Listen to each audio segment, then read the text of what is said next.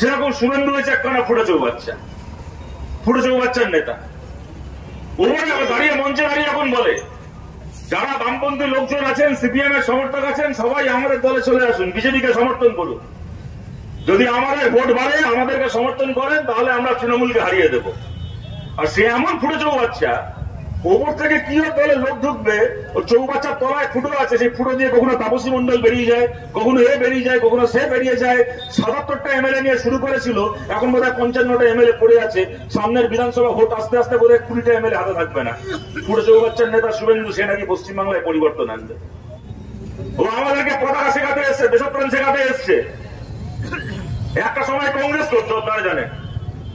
এই হলদিয়াতে একসময় কংগ্রেসের প্রার্থী ছিল লোকসভায়, হাতে কংগ্রেসের পতাকা ছিল।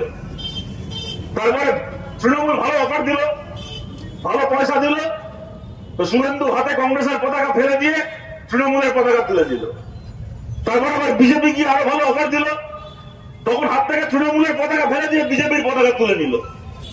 আরে যে ভালো অফার পেলে একবার কংগ্রেসের পতাকা ছেড়ে তৃণমূল, একবার তৃণমূলের পতাকা ছেড়ে বিজেপির পতাকা ধরতে পারে, আজকে সে ভারতের পতাকা ধরে আছে।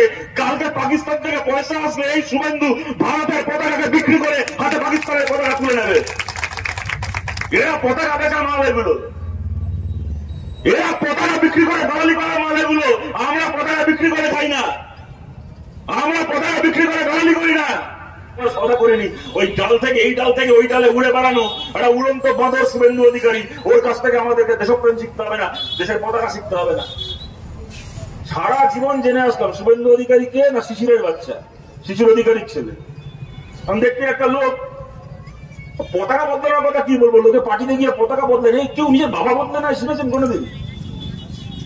পার্টি পাল্টেছে বলে ক্যামেরার সামনে বলছে আমি মোদির বাচ্চা। চিন্তা করুন, সারা জীবন শুনলাম শিশিরের বাচ্চা, কোথেকে মোদির বাচ্চা হয়ে গেল।